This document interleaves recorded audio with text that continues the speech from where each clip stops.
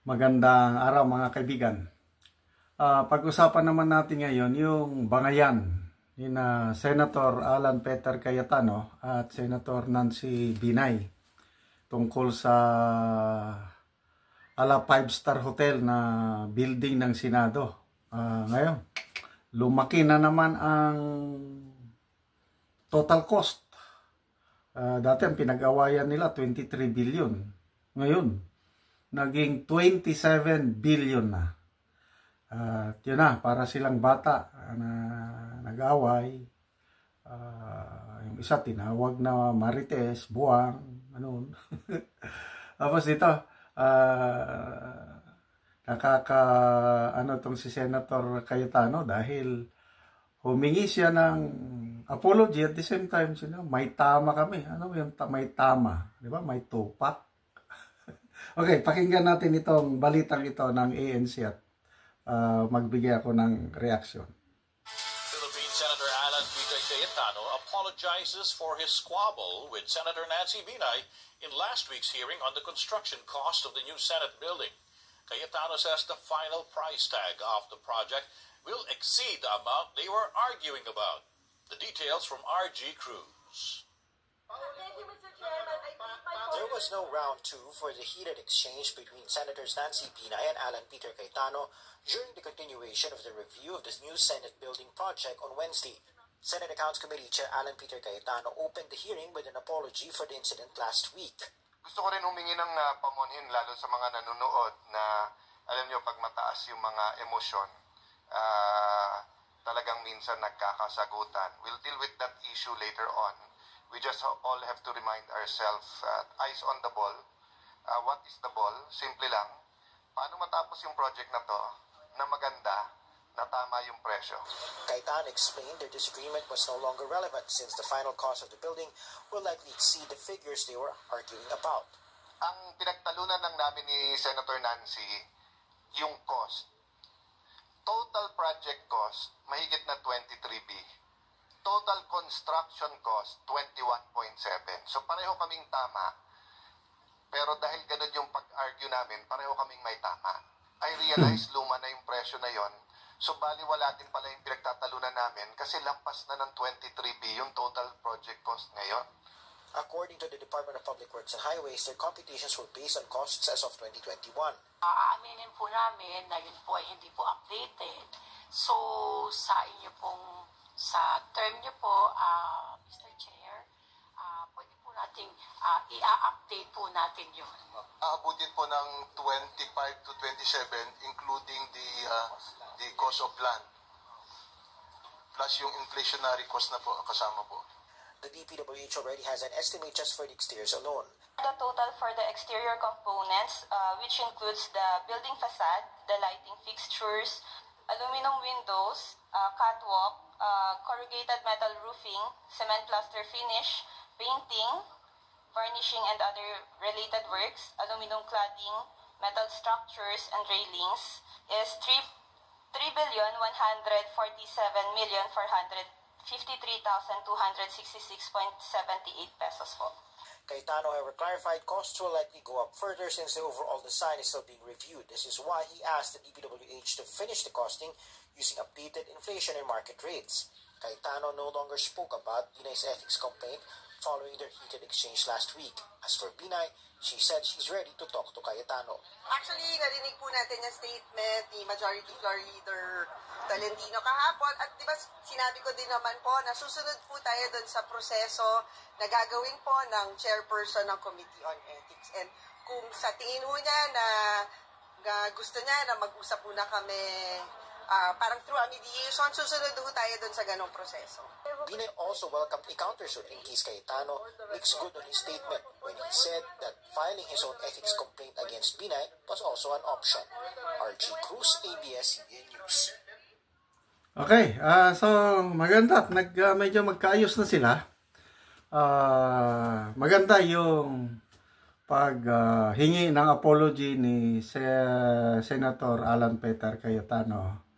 Lalo na sa mga taong bayan, yung nanonood. Kasi nga, nakakadismaya yung ganun. tinawag silang honorable, kagalang-galang, yung ganong pagsasagutan na parang mga bata, parang nasa palengke sila, ay wala na, yung hindi na kagalang-galang, di ba? Doon ako natawa yun. At least na-realize nila na parehas sila ng, may katotohanan yung sinasabi nilang dalawa. Magkaiba nga lang ng perspektibo, ang gulo saan nanggagaling. Ang kay Senator Binay is 21 billion lang yung total construction cost. Sabi naman ni Senator Kainang, hindi, 23 billion. Kasi total project cost na. Lahat-lahat na yun. Itong isa, construction cost. Wala pang mga So, parehas silang tama, yung figures, kailang, dahil nag-away sila, parang mga bata, parehas may tama. Ano yung may tama? Sa ulo? Topak ba yun tawag? Ay, nako.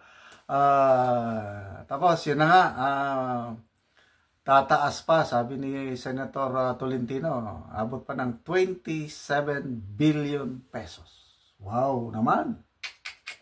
Kailangan bang gumastos tayo dyan ng ganyang kalaki?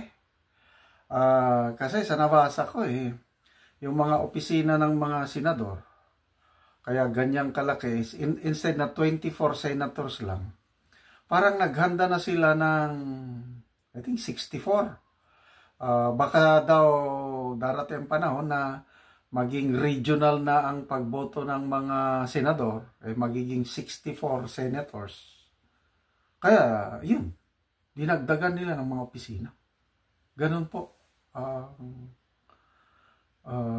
So, may nabasa akong opinion, editorial ata, either Philippine Star or Inquirer, 5-star hotel na ang 5-star hotel na ang katapat ng Senate building na yan.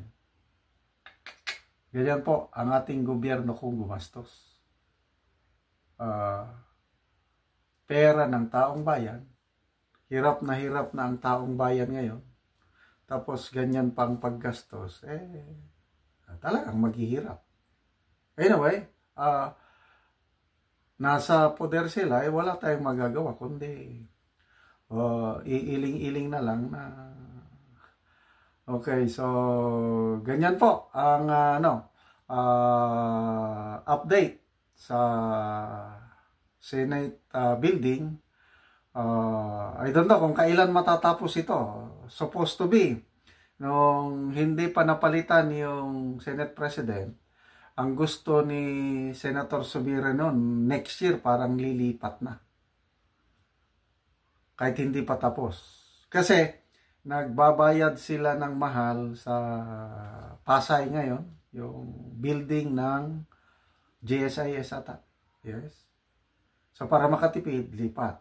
I don't know itong bagong Senate leadership dahil pinapa-stop ni Senator Escudero yung construction. Siguro ngayon dahil nagkaintindihan na baka tuloy-tuloy na rin ang paggawa. I don't know, matagal pa daw bago matapos yan. So that gives me the noong panahon ni Marcos Sr., President Marcos Sr., when was that? 1970s pa, nagpatayo na siya ng batasang pambansa. So up to now, napapakinabangan pa rin yung batasang pambansa ngayon. So nakatipid tayo. Maalala ko noon, I think college pa lang ako. Palagi akong pumupunta dyan sa batasang pambansa kasi yung uncle ko nagtrabaho as karpentero sa batasang pambansa, kaya bago pa lang yan noon, in out kami sa loob ng batasang pambansa.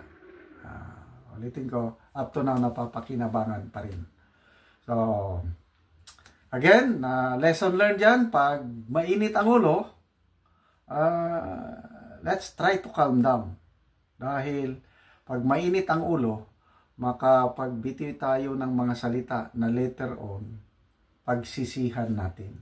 Kaya ang ating dila, parang, anong sabi sa Bible? It's an evil.